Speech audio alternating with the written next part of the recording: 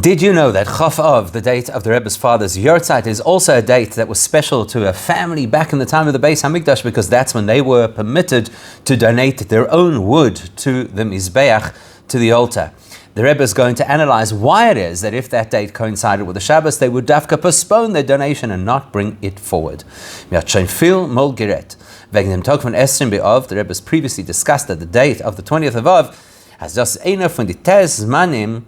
It's one of the 9 times of the year von Atzei Kohanim v'Ha'om, where there were donations of wood that came from the Kohanim, from the people. What does that mean? The Gemara tells us that what happened was Kishe'olu b'nei HaGoyla, when Yidden came back from the Babylonian exile and they wanted to reinstate the Beis Hamikdash, Loi motzu eitzim balishka, they found that the chamber that normally would carry wood that could be used for the Mizbeach was empty.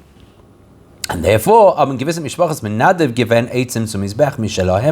were a number of families who came forward and of their own volition decided to donate wood that could be used on the Mizbeach, and they were rewarded for that. They instituted that they would each of those families who came forward to donate to the Mizbeach, they would then have a special date on the calendar annually, when they could again repeat the same thing and bring wood to be used on the Mizbeach. And this would apply even if there was a surplus of wood to be used on the Mizbeach. These families were rewarded with the opportunity to bring their own wood to contribute.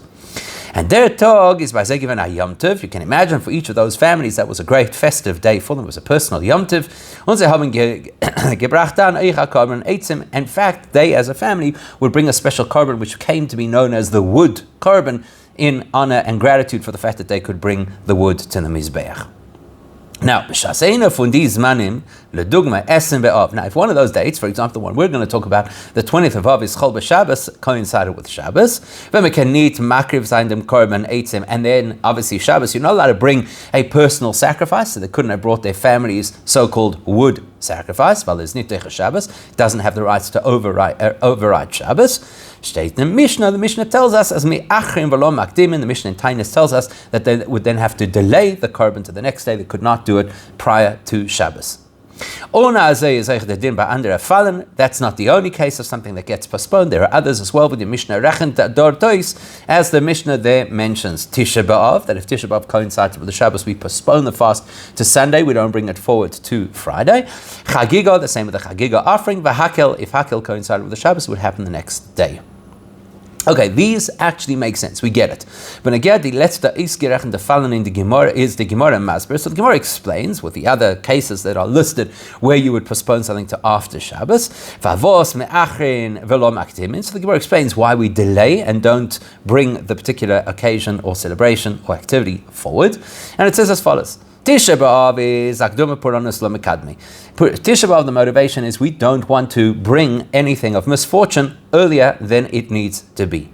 Chagiga v'Hakel, we postpone. Why? Because Mishum Takate Lamot Zman Chiyuvayu, because by the time Friday comes around, the obligation to bring the korban chagiga or to bring the hakel offering hasn't yet happened, and so therefore there's no reason to, there's no possibility to allow them to do this particular thing at this particular time because it's not yet an obligation or responsibility. Whereas why they had to delay bringing their korban on behalf of the wood that they contributed to the Mizbeach, the Gemara does not tell us why they had to specifically delay it and they couldn't bring it earlier. So gefindt man in der Maschinoi velchaira astira zwischen Pirshashi the Shas and Pirshashi the Riv. So the Rashi comments on this. When he comments on the Gemara, he says one thing. When he comments on the Rif's summary of the Gemara, he says something else. And it actually appears like he says two contradictory insights. Because in Gemara is Rashi Meforish, when Rashi is commenting on the Gemara as to why it is that they would delay their korban, he says, the same reason as Hakel and Chagiga. Because on Friday there is not yet the responsibility, the obligation to bring their korban, because they haven't yet given the wood, or their wood hasn't yet been used. And therefore, if they would do it earlier, they actually wouldn't fulfill the obligation of what this korban is set out to achieve.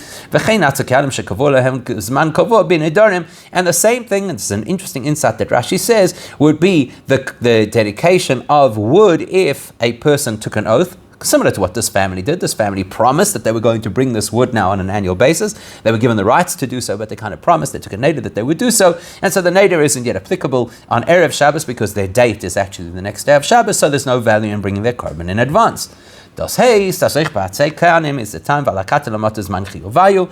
So therefore, Rashi is telling us that the reason you delay the korban, the so-called korban eitzim, is for the same reason you would delay chagiga or hakel, because it's not yet time to fulfill this obligation.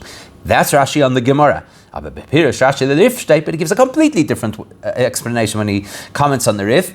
As me'achin ad achar Shabbos, he says, why did they delay their korban until after Shabbos? Because Friday still belongs to the celebration of whichever family brought the wood that day. Rashi therefore says the new group, the people the family who bring their wood and therefore their korban on Shabbos, on the 20th of Av, they don't want to bring their korban earlier because they don't want to step on the toes of the family who's already celebrating their contribution of wood the day before. And therefore, and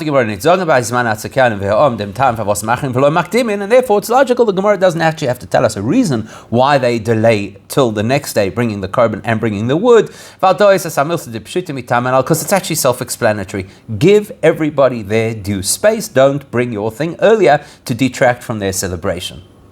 Now if you go with that thinking, how Rashi explains or comments on the Rif's explanation, as wenn der maybe Eitzim Adachsha wollt nicht geart as a zweite Mishpacha so bringen Eitzim Korban Eitzim in sein Zman. Let's assume that the family who brought their wood and their Korban Eitzim the previous day, let's say it wouldn't have bothered them to have somebody else contribute on the same day. Well, then everything should have been fine, right? Wollt men jegeken magdim sein dem Korban Eitzim the Erev Shabbos. Then theoretically you should be able to now bring your Korban Eitzim even before Shabbos comes in. Af al pi azakat lamot zman chiyuvayu, even though it's not yet technically the time when you're obligated to bring it. Well, according to this explanation of Rashi, that's not the biggest issue. The biggest issue is that you don't detract from the other people's celebration, and they don't seem to mind. So the nafkamin zwischen die zwei pirushei Rashi. So the difference in which particular view of Rashi we go with,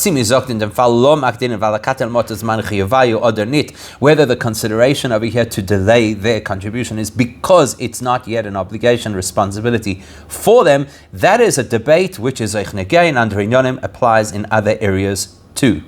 And we'll look at one specific area, very interesting case around tzedakah. Can I, as the agent representing a tzedakah fund, lend the tzedakah fund money to distribute to somebody who needs it because I have a pledge coming in? In other words, when that pledge comes in, I've now advanced the money to the recipient. Is the person fulfilling their pledge?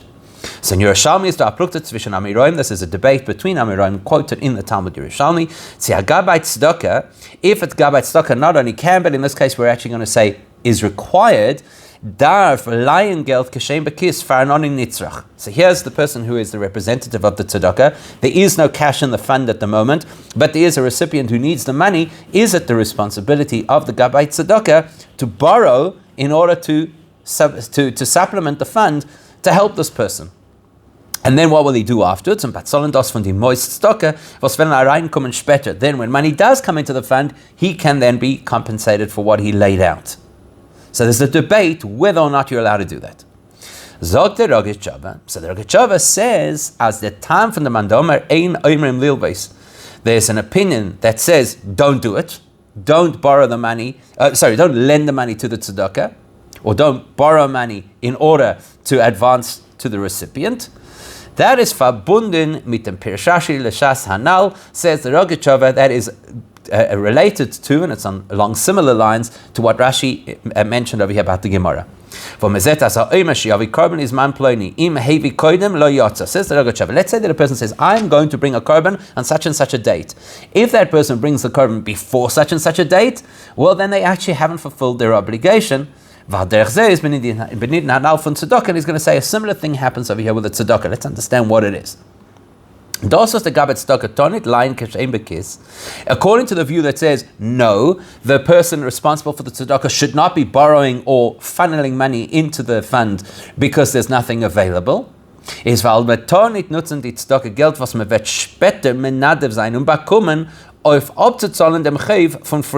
because we won't then be allowed to use money that comes in later to repay debt that was created now. Why not? So let's say there's a donor. The donor says, I'm going to give money on a particular date. So I've got a debit order that goes of a recurring payment that goes of every single month on whatever date it is of the month. So in that donor's mind, his pledge, his neder, is relevant on that particular date. You've now dispensed the tzedakah before that date. Your tzedakah has nothing to do with his pledge. Die Mitzvah Tzedakah hat sich abgetan vor dem Zman, was der Neusen ist gewählt, man hat die Geld auf Tzedakah. You have already executed the tzedakah before the date that his pledge comes into play. Over Mela is mit dem Abzahn der Mecheva Kedem, der Mensch nicht jetzt sein Neder die tzedakah. So now the man is actually not giving tzedakah. He made a pledge that he's going to give tzedakah on date X. On date X, he's no longer giving tzedakah. He's repaying a loan. So you have undermined, by advancing this money to the recipient, you've undermined the opportunity for that donor to fulfill his pledge and his promise that he's going to donate on date X. He's not donating on date X. And if you go with that thinking, which is the Rogatchover linking Rashi's interpretation of the Shas, in other words, why do you delay bringing the korban ha'etzim? Because it wasn't yet the time of the chiyuv. Likewise, the time of the chiyuv to give tzedakah hasn't yet happened, so you can't advance the money on behalf of the donor. What would happen if we look through the lens of Rashi's view on the Rif? As the Pirush Rashi the Rif, as lulei zeis was the Friedeke Mishpacha will nicht sheich ikanse bismana.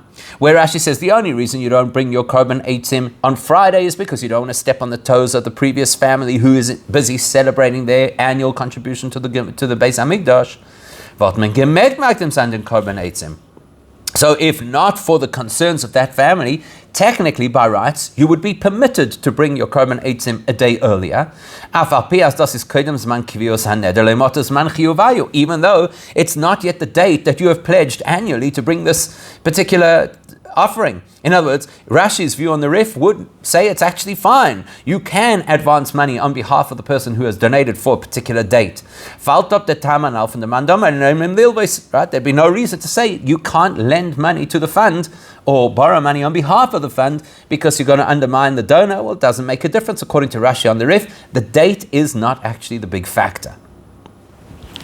To understand this better and the two views, let's have a look. Let's have a look at something which is a little disturbing or difficult to understand in Rashi's commentary on the Rif, namely, says Rashi, what's the reason that the family whose normal date of contribution is now on a Shabbos, why we don't move it to a Friday? Says Rashi, that the issue is you're actually treading on the space, you're trespassing on a family who's actually bringing, or in the middle of celebrating their contribution of the wood. Don't go into that space. The l'cha'era is nitmov, and that actually doesn't seem to make sense. Why is everything dependent on what the feelings are or the interests are of the earlier family, the family who contributed just before this family? Das Kvirsman Korban Ha'etzim is given durch die Nevim das Beis Din. How did this family get to be given Chof of as their day for contributing wood to the Mizbeach? The Beis Din at the time of the returning exiles, which were also Nevi'im, they decided your reward for contributing wood when we needed it is that you can contribute wood annually, and here's your allocated date. They gave them the date. And if, according to the logic of here's your reward and you can bring wood to the Mizbech on this date, if there's logic to say that you could also bring it a day earlier if you encounter a Shabbos, so we don't have to consider the sentiment of the other family who might now feel a little bit compromised. Well, it wasn't about you. The Beis Din decided this family brings on this date is now a Shabbos, give them the rights to bring it a day earlier. Unless, of course, we're missing something in terms of what's really the reason why they should delay bringing the korban eitzim. Well, the first thing we have to know is, as the Rebbe will regularly do, whenever we see two divergent opinions, we have to look for the thread that connects them. Rashi commenting on the Gemara and Rashi commenting on the Rif cannot be a contradiction. It's the same Rashi, the same scholar. It cannot be a contradiction. Now, Adrabah, in fact, to the contrary, actually, the one explanation complements the explanation of a Hakdama, as we'll explain now. The fact that there is now this responsibility annually on these particular families to contribute wood to the Mizbeach, Bavos Korban Eitzim, as not only do they give the wood, but they also bring the korban that comes with it, is mitzad din neder. That is because they have made a promise. They've made a neder. So because it is a neder, because it's a pledge that they had made, the key thing about a pledge is what goes through the mind of the person making the pledge when they make the pledge. We always have to analyze what was going through the mind of the person at the time that they committed to this particular neder. So these families brought wood to the Mizbeach when there was a crisis. They were then offered by the Nevi'im and Beis Din of the time to be able to bring wood as families on an annual basis, even if the wood wasn't technically required. And they then made a pledge that they were going to do this on an annual basis. Because it's really common, as out of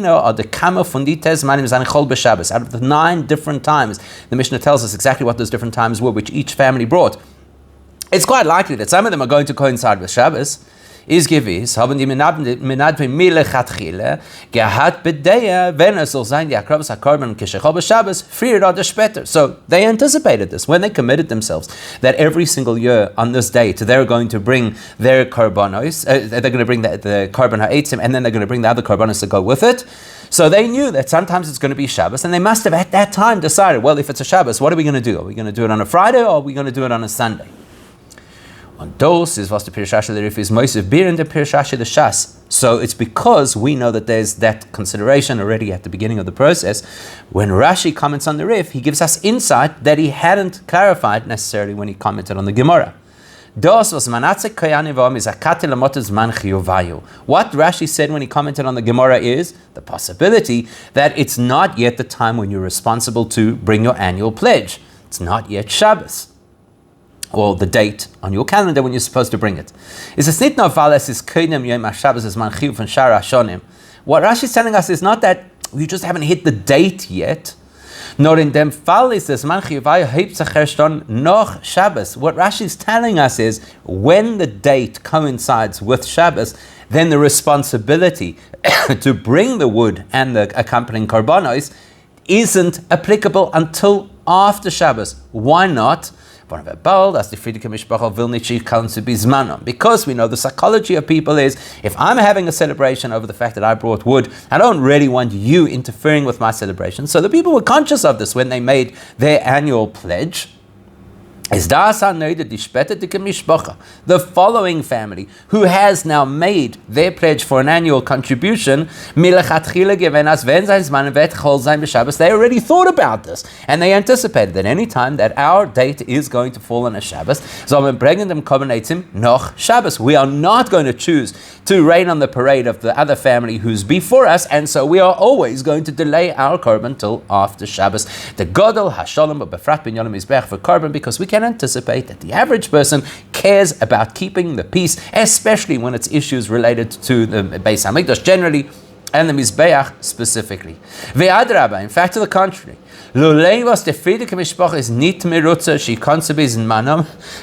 because actually, if you think about it, without the consideration for the sentiment of the other family who's busy celebrating their contribution beforehand, actually is Mistaber Loimar, as das Anoidavolt given as Msultafka Maktim sein Zer Korbanetzim. Were it not for the consideration of the other people and their sentiment, the most logical thing would have been to say, bring a korban earlier if you can, for 2 good reasons. Number one, while So Makdim saying Erev Shabbos, bring it on Friday. Val Aleph mitzvah boliyot chal tach mitzvah. The axiom of Judaism is the moment you have the opportunity to perform a mitzvah, do not delay it. Number 2, base in tim tzaloim as nutzen zera itzen a carbon tzibus given bismane besen beov chayotze bose.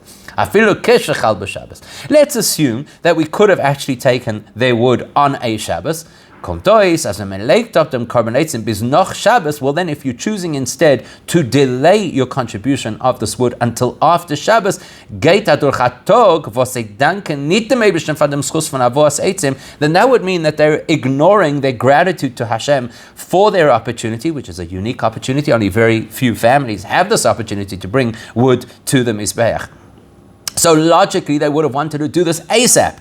Why are they delaying it? Must be because of concern and sensitivity to the other family who just brought the wood before them, that they should have a full undisturbed celebration. On their far is their fall a milse de pshita. That's why it's actually in this circumstance quite straightforward, as machim v'loi makdimin, that you delay rather than preempt bringing the particular sacrifice. The Gemara daf is going by Vorin can also the Gemara doesn't even have to explain it because it's so obvious. We want to keep the peace. We want to keep the community happy. We're obviously not going to step on their toes. Let's even assume that there's an unusual scenario where the previous family says, you know what, go ahead, we don't mind, it's okay, bring your korban on our day. It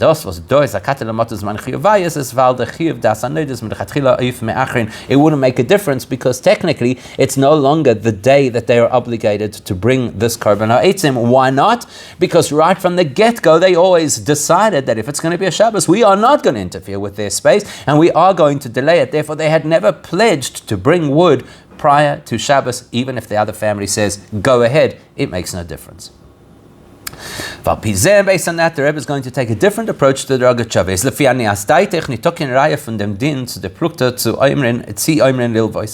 Unlike the Rogat Chof, the Rebbe says these two views of Rashi is not going to help us at all to resolve the question of whether the Gabbai Tzedakah is required or even permitted to lend money to the fund in order to help somebody who needs. With the Rogat Chof sagt Nalsiv base. Our situation about the people bringing their wood is unique. The reason we don't suggest that they bring the wood before Shabbos is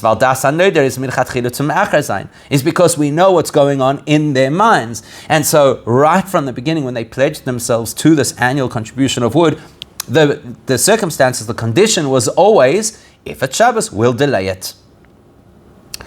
So therefore, coming from Danani Toplan and Gaban and Underfall, you cannot extrapolate from that scenario to any other scenario, because every other scenario will have different considerations. So the person who pledges a recurring donation doesn't take into consideration, well, maybe sometimes the fund's going to run dry before before my donation comes in. It doesn't enter his mind. And therefore it doesn't really help us to decide based on that whether or not he can fulfill his pledge by the Gabbai Tzedakah advancing the money on his behalf. Therefore, obviously when the Rebbe said the Sikha, the Rebbe's father's Yortzeit was on Shabbos, and therefore the Rebbe relates it to customs that we have around Shabbos, particularly the custom to give tzedakah for a Yortzeit. Was mis doch nötig zu geben tzedakah by a Yortzeit, the minhag is to give extra tzedakah on the day of a Yortzeit. Parenthetically, the Rebbe says, to fasten by a Yortzeit. Many communities have the custom to fast on a Yortzeit. So if a person pledges, even if they don't say those words, I hereby pledge, but the fact that a person repeatedly gives tzedakah on a Yortzeit or fasts repeatedly on a Yortzeit, so that then becomes their neder, becomes their binding commitment. So now you'd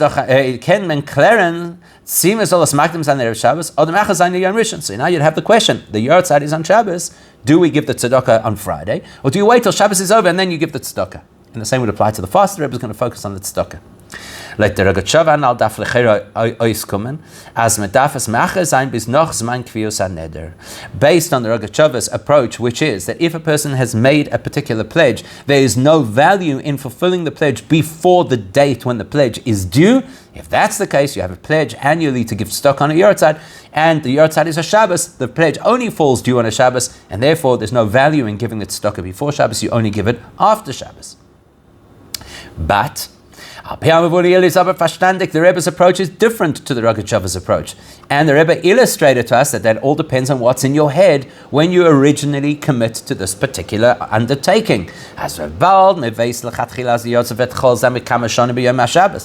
as a person knows right at the outset that the Yortzeit will coincide with Shabbos some of the years, is the neder milachatchinan anofen shekarov yoysa leiras chazal. It's much more likely that the psychology of the person who wants to give tzedakah on their parents or whoever's family members yortzeit, their psychology is probably aligned with a perspective of Chazal, which is as mitzvah bol yotcha al tachmitzeno, that the moment you have the chance to do a mitzvah, don't postpone it. And then for the practical thing to do would be to give tzedakah in lieu of a yortzeit the day before the yortzeit, rather than delaying it till after the yortzeit, so you get the opportunity as soon as possible, which is generally the attitude that we should have towards mitzvahs.